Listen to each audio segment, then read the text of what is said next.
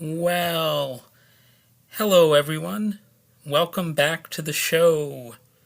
I'm your host here at Critical Wade Theory. My name is Wade.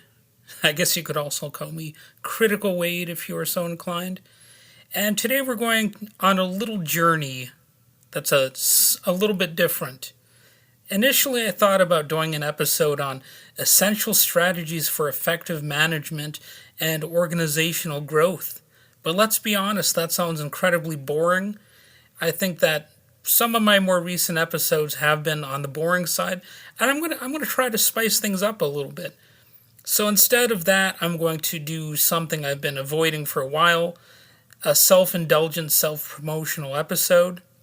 That's right, today we're diving into 13 of the most memorable interviews I've conducted over the years with some amazing people in the world of movies and TV.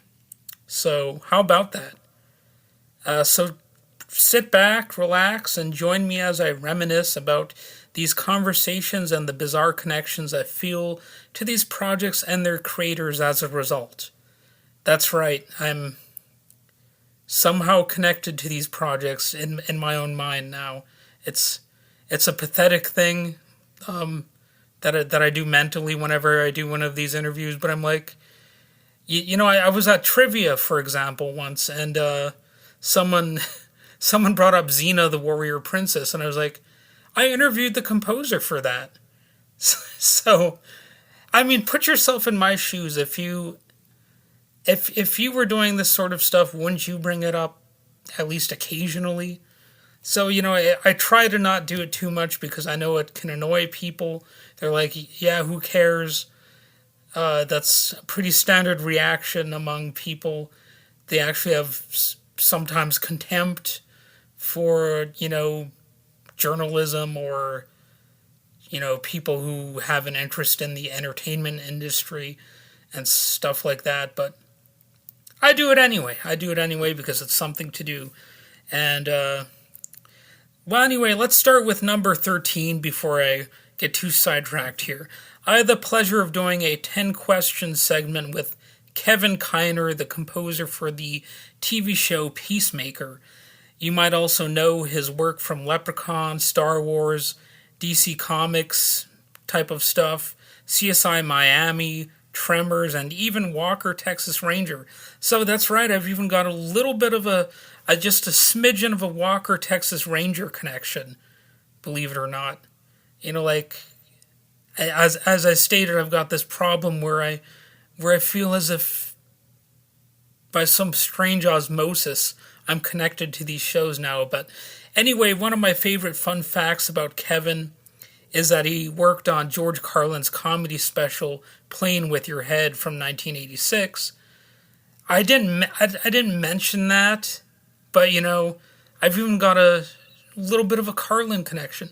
So you could almost do like a 6 degrees of Kevin Bacon thing here, only maybe a 6 degrees of Wade. But anyway, this interview, it was fun, even though I conducted it via email like I do with most of my interviews. But it's one of those interviews that made me realize how composers shape our experiences with TV and film in ways we often don't even notice. This guy was secretly a part of my life because he composed music for Leprechaun. Now, I wouldn't say Leprechaun's my favorite horror movie or anything like that, but I like that little critter. I like the Leprechaun. And so, yeah, I have a sort of tenuous connection with that movie now. Anyway, next up, number 12 in this list is my interview with Ian Hultquist, and he's the composer for The Walking Dead Dead City. Ian has an eclectic resume, having scored Quiet on Set, The Dark Side of Kids TV, which is a chilling documentary. That's a pretty popular Netflix series. I interviewed the composer for that. No big whoop, So there's another chilling documentary it was a part of called Thought Crimes, The Case of the Cannibal Cop. So what's kind of funny about that is that the interview took me back to when I first saw Thought Crimes on TV, back when I still had regular cable. And I actually watched that documentary, and what's funny is that I didn't always watch true crime documentaries other than Forensic Files, but I happened to watch Thought Crimes, the case of the cannibal cop, and I never thought years later I'd be interviewing the composer for that particular episode, or I guess it might be called a documentary film. But anyway, you might want to watch that because it's an interesting sort of free speech topic.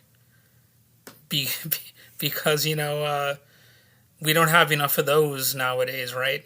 But anyway, definitely, if you can find that interview with Ian, go ahead and check it out. Check out any of these interviews. You'll give me clicks. In a few cases, the interviews have appeared even on my podcast. I kind of double dipped. So there was like an article associated with some of these, and also a podcast episode of the Critical Weight Theory podcast, which is what you're listening to. So moving on to number 11, I spoke with Kimo Stamboel. I might be mispronouncing that name. But anyway, he's I can't talk. He's the director of Dancing Village, The Curse Begins, which was recently released. This film is a prequel to KKN di Desa Penari, the highest grossing film in Indonesian history. And, that's kind of impressive unto itself, like a prequel to the biggest film ever in Indonesia. That's not an opportunity that everyone can say they've had. So that fact alone kind of makes this an interesting interview. It was a significant interview too because not only had I seen Kimo's film The Queen of Black Magic, but Dancing Village is also the first Indonesian film to be shot in IMAX. So, that's another little milestone that I wanted to touch upon in the article. So it was fascinating to hear about the making of such a groundbreaking movie, even though, like a lot of things, it got mixed reviews. Not everyone's going to love it. And, it's a little bit of a quaint movie, I'll just put it that way. But I didn't hate it. I'm being honest here. I didn't absolutely fall in love with the movie, but it was actually pretty good. I'll have to watch it again, and I'll maybe see if I missed anything the first time around. I might owe it to myself to do that. But anyway, at number 10, I had a chat with Frederick Wiedemann and Stephen Barton, the composers for Star Trek Picard. Well, the chat was via email, as is often the case.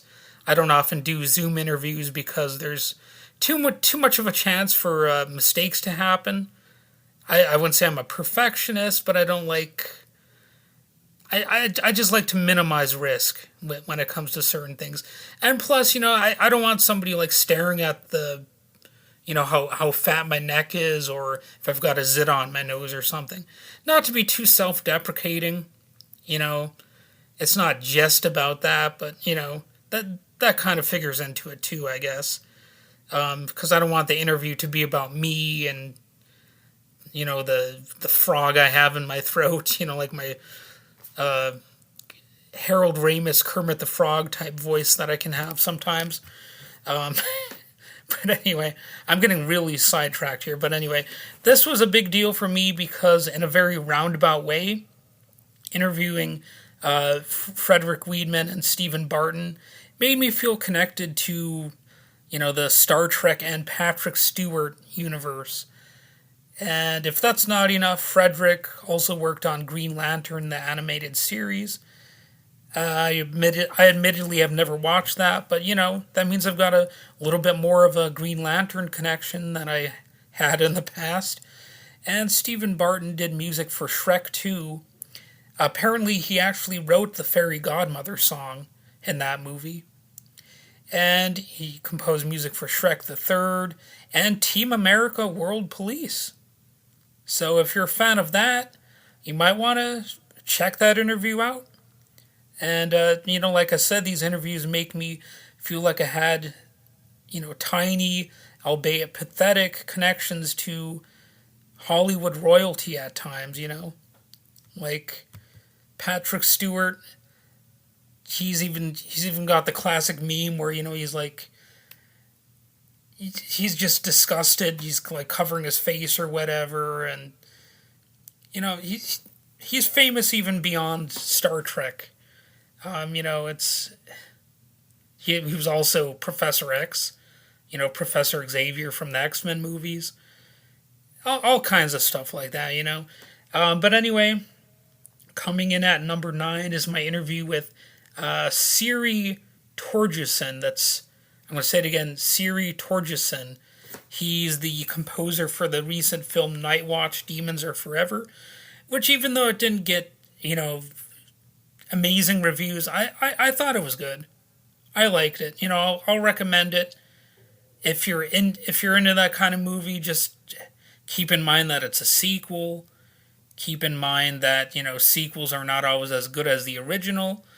And you might know Night Watch as a semi-forgotten movie that was remade in the United States that, boy, who did that star again? Oh, hold on a second.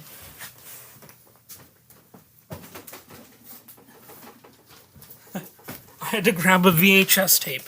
It says Ewan McGregor, Josh Brolin, Patricia Arquette, and Nick Nolte. I actually have the VHS tape in my hand for Night Watch. So if you're into that movie from, let's see, what year did that one come out? Boy, I can't even find when the movie came out. Well, it was just sometime either in the 90s or the early 2000s. I can't even see. I can't see it on there. But getting sidetracked yet again. Whoopsies. But anyway, series work also involves Cold Case Files and I, Robot. Yes, the blockbuster movie, and Terminator 3, another blockbuster movie. So here's a fun fact that's pretty embarrassing. I initially misspelled his name in my article, but thankfully it was corrected quickly. So, even though I can make mistakes, and grammar Nazi would probably point out places where I got things wrong here and there, it's still possible to sometimes fix things and right what was wrong. Moving on, at number 8, I also interviewed Catherine Eder, that's Eder, the production designer for BMF and the 2022 version of Hellraiser. And there's even a character named after Catherine Eder on BMF, so that's kind of cool. So, because she was involved with Hellraiser, now I have a tenuous Hellraiser connection. And BMF, that involved 50 Cent, and I think Snoop Dogg was even on that, so there's a tenuous Snoop Dogg and 50 Cent connection, although I'm not a huge fan of a few recent things that 50 Cent said in the media, but whatever, I'm going to put that aside for the time being. So anyway, Catherine's insights into production design were enlightening, and she also did work on The Night House and the music video for Arcade Fire for their songs Money Plus Love. I guess that's like a sort of two-for music video where 2 songs were covered, from what I understand. I can't say I've listened to Arcade Fire a whole lot, so I'm not really sure. But anyway, as far as Hellraiser goes, that 2022 version, I gotta say that movie was better than I was thinking it was going to be. The female Pinhead was even all right. You know, I thought there was a good performance there. I thought the story was okay. And you have to remember, Hellraiser, even the original Hellraiser movie, didn't really have the greatest story. You know, that's. I mean, I know that might sound wrong to some people who are fans of Hellraiser, but really, with those kind of movies, it's more about the gore and the style, and there's a little bit of substance aside from that, but it's more about just freakishness, and I think this movie successfully had some of that. And even though it's not my favorite Hellraiser movie, I would say go ahead and check it out. It's better than some of the other sequels by pretty far. But anyway, in the number 7 spot, I interviewed Mark Corvin, the composer for The First Omen, which I saw in the movie theater. It was a really good movie, especially considering it's a prequel to The Omen. It was a wild ride, I'll just put it like that. And Mark is also known for his chilling scores for The Witch, The Lighthouse, and The Black Phone. Oh, and he also worked on the cult classic Cube, which is quite a great movie as far as I'm concerned. I think I've written a review of that. And you should definitely check out this interview and check out The First Omen, check out The Witch, check out Cube. I admittedly haven't seen The Lighthouse or The Black Phone because I just I can't get around to everything. But anyway, moving on to number 6, I spoke with Jordan Bryan and Monica Viamazar about their documentary Transition, which came out pretty recently. Jordan is an Australian filmmaker who underwent a gender transition while embedded with a Taliban unit. So that was, quite a fascinating topic. Well, obviously it's not just one topic. There were many topics that could have been discussed in there, and I tried to get as many as I could. The interview was powerful and eye-opening, offering a unique perspective on an extraordinary journey. And, if you're one of those people who just, hates trans people, I think even you have to take a step back and, even with your bigotry, you have to say, well, that took some courage to, undergo gender transition while embedded with the Taliban. I mean, that's something not everyone would be able to do. And the documentary's well made. Jordan Bryan is a frequent contributor to the New York Times, and even though yes, we can criticize the New York Times for this or that, I'm sure there's some great work being done there. And you should check this documentary out. You should look at the interview, and it's really a good interview too, because it was more close to me being like a serious journalist, you might say. Not to say there's nothing serious at all touched upon in any of these other interviews or non-interview pieces that I write, but this one, I mean, what can you say? It's a little bit more serious. But in the number 5 spot, I put my interview with Carlos Rafael Rivera, the composer for Netflix's Griselda. This interview is available in both article and podcast format. You can find it, wherever you found this podcast, presumably. Maybe you already heard it, but probably not. But anyway, Carlos is a Grammy and Emmy Award-winning composer who also worked on The Queen's Gambit. And he seems like a really nice guy. I guess you could say everyone seems nice at first, but it seems like you could pretty easily chat with him. And this interview actually was conducted via Zoom, so it wasn't just an email interview. Oh yeah, I should mention that regarding the interview with Jordan Bryan. That one could have been a Zoom interview, but I actually had jury duty scheduled on the very day that I was supposed to do that one. So Yep, serving on a federal grand jury. It kind of got in the way of that, so I had to send the questions via email. But anyway, when I interviewed Carlos Rafael Rivera toward the end of the interview, he even commented about my Kropotkin T-shirt. He was curious about who Peter Kropotkin was, and I talked about how he was originally a Russian prince who sort of rejected his privileged status to become a revolutionary anarchist, and how that's kind of a fascinating thing. The shirt itself says what has a picture of Kropotkin, and it's purple, and it says the anarchist formerly known as Prince. So it's like a joke about Prince the musician too. So that's pretty clever, and so we also talked.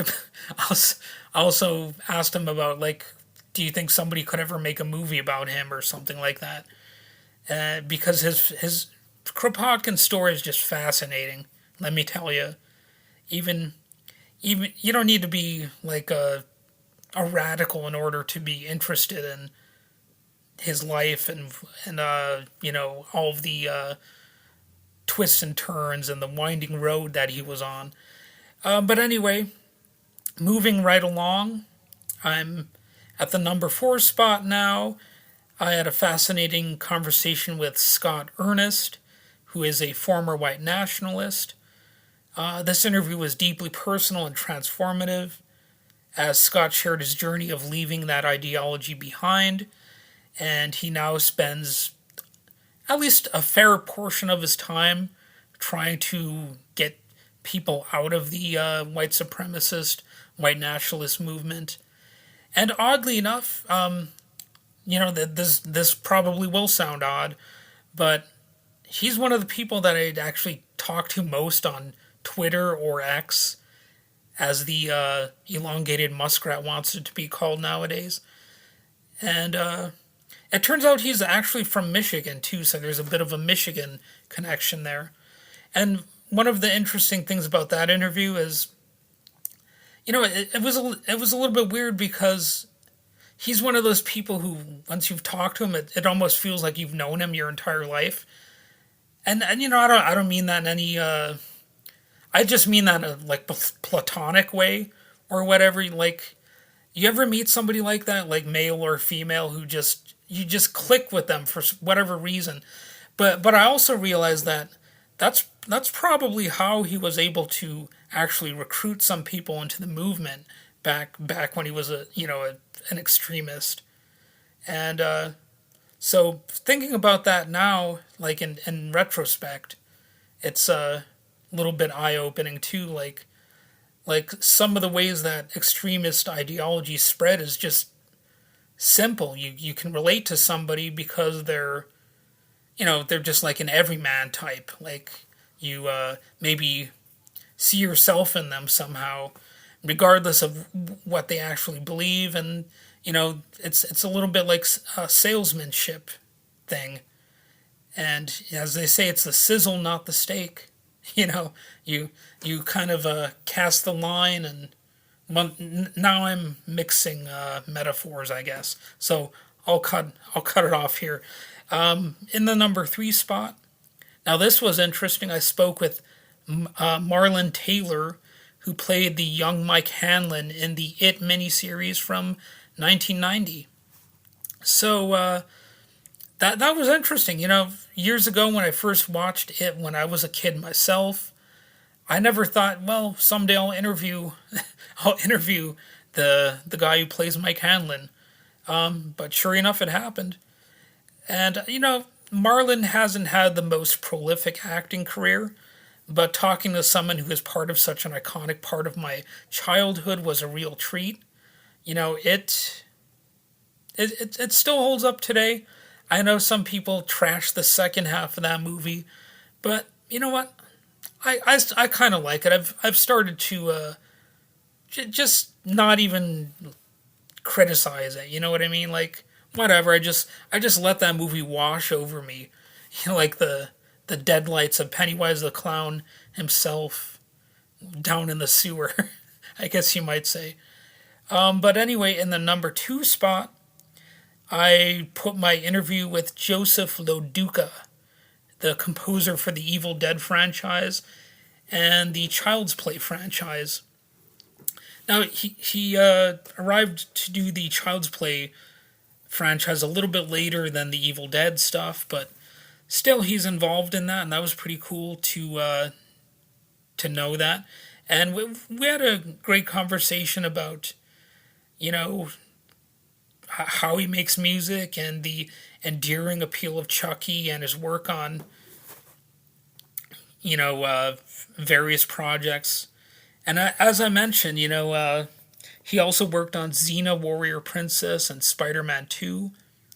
His advice on being careful with Chucky criticism, because Chucky reads all the social media feeds, was priceless. Because sometime back, a few years ago now, there was somebody who critiqued the fact that I wrote an opinion piece on, like, good ideas that could help the Child's Play franchise, and somebody was like, well, a bunch of people were like, they don't need your help,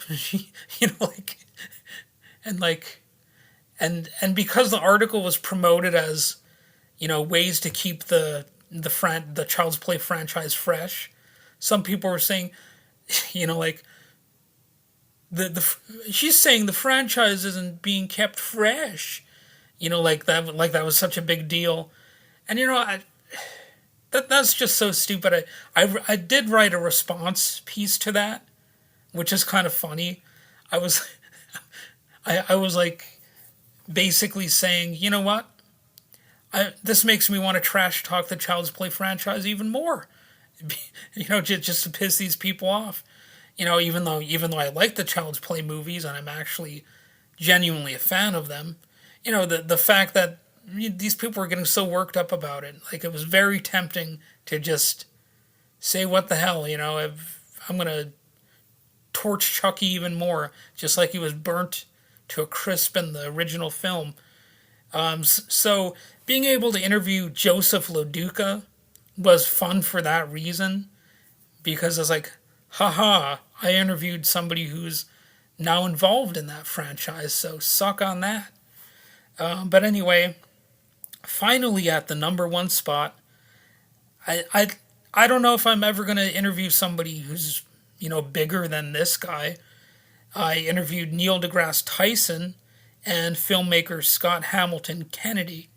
And it's not like I want Scott to take, a back seat here, but it's Neil deGrasse Tyson. Interviewing him was something else, and I'm it's not like I'm even a super fan of his. That's the funny thing about it. Like, I'm not saying I'm a detractor or anything, but once you interview somebody who's like a household name, it just it kind of changes you, and that interview, it didn't really get that much attention, which is one of the weirdest things about it. But go ahead and check it out. It's available in article format at Vents Magazine online, or you could listen to it on this very podcast, and there's even a video version of it, so you can see my weird face. And but anyway, Neil and Scott were there to talk about their documentary, Shot in the Arm, and it was a real highlight for me. We delved into important topics about science and society and the ways in which the anti-vax movement essentially amounts to a bunch of clownish ideas, and there's so many lies that are being told, and, along the way, and where are they going, to where are they headed? Nowhere, other than having some unvaccinated people needlessly dying, really. And we talked about, how that's tragic, but there were also lighthearted elements. Like I noted that, contrary to some anti-vaxxers' claims, After I was vaccinated, I never got those magnetic powers that uh, I was supposed to get, according to certain quack. I think her name is something like Tenpenny or something like that. I don't remember her name. It's she's something special. Just put it that way. But anyway, I never got superhuman powers of any kind, as far as I know. And I also got to ask Scott and Neil about what their favorite horror movies are. So if you want to know the answers to those questions, go ahead and check out that interview in whatever format you want to see it in. So there you have it, folks. A self-indulgent trip by Hawk. A self-indulgent trip down memory lane with some of the most interesting people I've had the pleasure of interviewing. I hope you enjoyed this episode as much as I enjoyed making it. It's a little bit nostalgic. I obviously couldn't include every single interview that I've done with people because, that would take even longer than this is taking. And anyway, you can listen to those interviews or read them or whatever. So, all right. And have a good day.